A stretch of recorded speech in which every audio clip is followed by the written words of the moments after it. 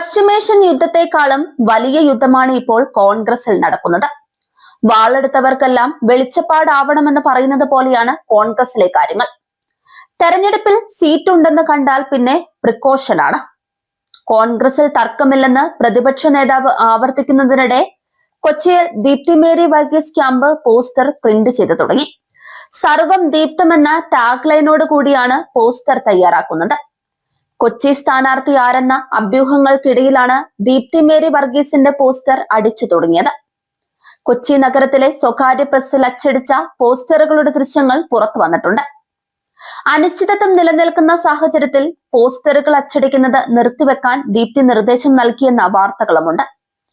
അവശേഷിക്കുന്ന സീറ്റുകളിൽ ഇന്ന് തന്നെ പ്രഖ്യാപനമുണ്ടാകുമെന്ന് നേതാക്കൾ പറയുമ്പോഴും കോൺഗ്രസിൽ സ്ഥാനാർത്ഥി നിർണയത്തിൽ തർക്കം തുടരുകയാണ്. കൊച്ചിയിൽ DCC പ്രസിഡന്റ് മുഹമ്മദ് ഷിയാസിനെ മത്സരിപ്പിക്കണമെന്നാണ് VD സതീശന്റെ വാശി. എന്നാൽ ദീപ്തി മേരി വർഗീസിനെ കൊച്ചിയിൽ പരിഗണിക്കണമെന്നാണ് KC വേണുഗോപാലിന്റെ ശാഠ്യം. കോൺഗ്രസ് സമ്പൂർണ്ണ വിജയപ്രതീക്ഷ വെച്ച് പുലർത്തുന്ന എറണാകുളം ജില്ലയിലെ തൃപ്പൂണിത്തുറ, വൈപ്പിൻ, പെരുമ്പാവൂർ സീറ്റുകളെ സംബന്ധിച്ചും തർക്കം തുടരുകയാണ്. അതേസമയം അരുവിക്കര ആവശ്യപ്പെടുകയാണ് ശിവകുമാറും ശബരിനാഥനും. അതേസമയം പെരുമ്പാവൂർ സിറ്റിംഗ് സീറ്റ് നിലനിർത്താൻ 18ാമത് അടവുമായി എൽദോസ് കുന്നപ്പള്ളി രംഗത്തുണ്ട്. എൽദോസിനെതിരെ പീഡന പരാതി നൽകിയ സ്ത്രീയെ കൊണ്ട് പരാതി പിൻവലിപ്പിച്ച് പത്രസമ്മേളനം നടത്തിക്കാനാണ് ഒടുവിലത്തെ നീക്കം. ഇന്ന് വൈകുന്നേരം പത്രസമ്മേളനം നടക്കുമെന്നാണ് സൂചന. ഈ സ്ത്രീയുടെ പരാതിയുടെ അടിസ്ഥാനത്തിലാണ് എൽദോസിനെതിരെ പീഡന കേസ് രജിസ്റ്റർ ചെയ്യുകയും എൽദോസിനെതിരെ കേസെടുക്കുകയും ചെയ്തത്. ഈ കേസിന്റെ അടിസ്ഥാനത്തിലാണ് നിലവിൽ എൽദോസിന് കോൺഗ്രസ് സീറ്റ് നിഷേധിക്കുന്നത്. ഈ പത്രസമ്മേളനത്തോടുകൂടി സീറ്റ് ആവശ്യം അംഗീകരിച്ചു കിട്ടുമെന്നാണ് എൽദോസ് കരുതുന്നത്.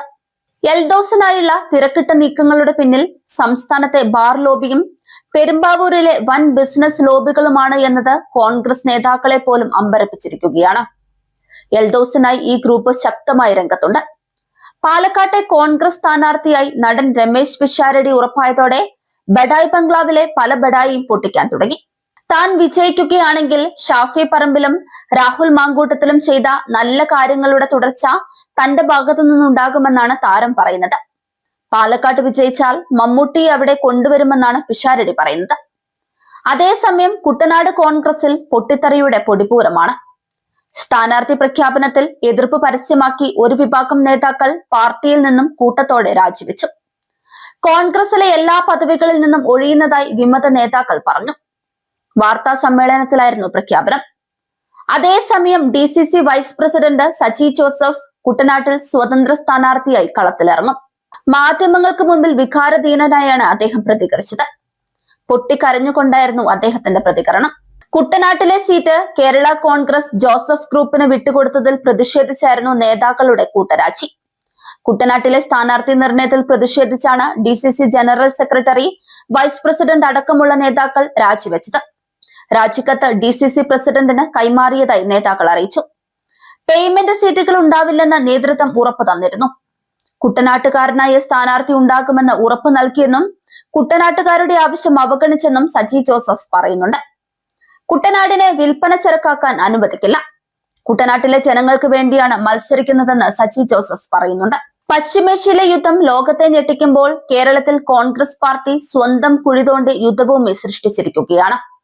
സ്ഥാനാർത്ഥിത്വത്തിനായി നടക്കുന്ന ഈ അധികാര പോരാട്ടം പാർട്ടിയുടെ യഥാർത്ഥ മുഖം ജനങ്ങൾക്ക് മുന്നിൽ തുറന്നു കാട്ടുകയാണ്. ഐക്യത്തെക്കുറിച്ച് വേദികളിൽ പ്രസംഗിക്കുന്ന നേതാക്കൾ പിന്നാമ്പുറത്ത് പരസ്പരം കാലുവാരുന്ന രാഷ്ട്രീയമാണ് നടത്തുന്നത് എന്നതാണ് ഇതിലൂടെ വ്യക്തമാവുന്നത്.